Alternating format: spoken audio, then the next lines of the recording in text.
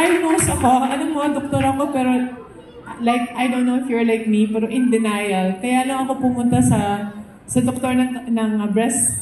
Ay, dahil ganito nakalaki yung lumalabas sa shirt ko. Sabi ng parang tennis ball, sabi niya, ano nangyayari sa'yo? Kasi lagi mo sinasabi, ay, cyst lang yan, ganyan-ganyan. Kasi doctors, I think doctors are the worst patients because we know plenty explanations that can explain away something na, na seryoso na. Anyway, pumunta po ako sa doktor nandito, tapos pumunta kami sa isang doctor sa Switzerland na supposedly magaling sa cancer. Ang sinabi po niya sa akin, 2 taon ka na lang mabubuhay. 3rd stage cancer ka na, napakalaki po ng tumor ko, 5/7. So sabi niya, yung treatment is going to be horrible. If I were you, I will just spend 2 years, the last 2 years of your life, with your family, happily, at huwag ka na magpa-treatment kasi usually mamamatay ka rin naman kasi ganun na kaseryoso daw yung cancer ko. Pero at that time, naiyak naman. May happy ba ako? Si Scarlett was only 1 year old. And actually, so sabi ko, oh my gosh, 1 year old lang si Scarlett, iiwanan ko na, di ba? And of course, I want to be with him. So sabi ko, lalaban ako. Hindi ako magkikinig sa doktor na to. And we decided to really go for it. So the first thing, of course, breast, kung ganun kalaki, hindi pwedeng tanggalin kaagad kasi yung tumor dahil masyadong malaki. So, ililiit muna nila with chemotherapy. So, yung chemotherapy ko, may pagkamalakas. So, of course, dinaanan ko lahat ng mga simptoma ng side effects ng chemo. I did 6 cycles. And ang una nun, of course, you feel sick, you vomit, you're nauseous, you feel weak. And never naman ako naging weak sa buhay ko, napaka-strong ko. So, hirap na hirap ako. And the pinaka-worst, dahil doktor po ako ng beauty, nalagas lahat ng buhok ko and ang pangit ko. At saka yung balat ko parang naging color green. Ano mo yun? Hindi ko alam siguro dahil yung chemo napaka-strong na sa dugo ko. I really, parang yung color ko nag-iba. And I thought, baka never na babalik sa dati. And then, nagpa-surgery po ako, and then, nagpa-radiation.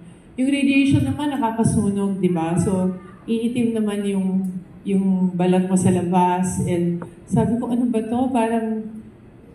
Parang gusto mo, I'm sure a lot of you at some point, gusto niyo na umiyak at mag-give up, pero you really want to fight for your loved ones. So, yan, tinuloy ko yung at salamat naman sa Diyos, and salamat din sa mga doktor at sa mga gamot na bago. I'm still here with you 9 years later.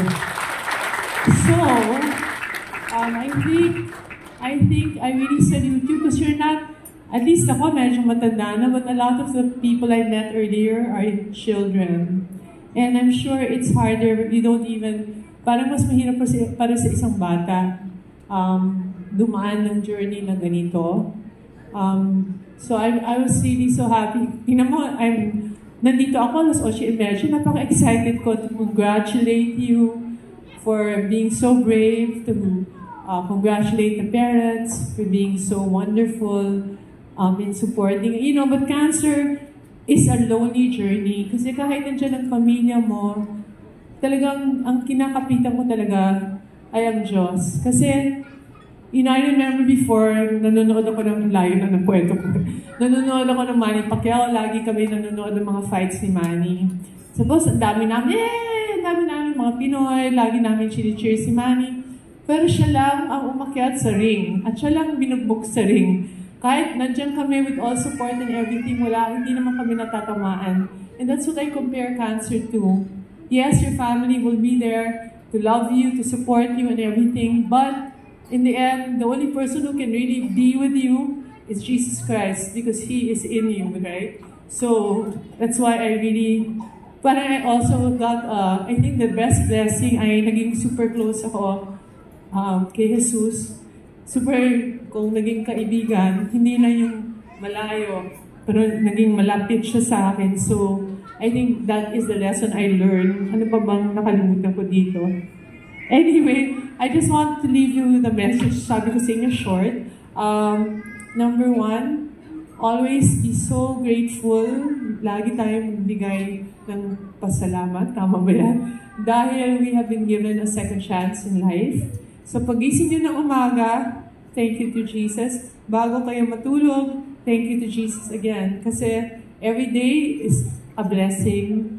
As Jesus said, every day is a new day. Ano yun? How do you say it? Rejoice in it. So that's what I think we should do. Number two, I hope because you have been blessed, you will be a blessing to other people. People who have cancer, kahit wala kayo siguro, just in case hindi naman kailangan pera, pwede naman prayers, pwede naman supportan, pagmasungit yung mga kasama nyo. Dahil may sakit sila, intindihin nyo na lang na may pinagdadaanan. And anyway, I'd like to congratulate all the graduates of Cancer, 150 of you. I'm so happy we are all classmates in this school of life.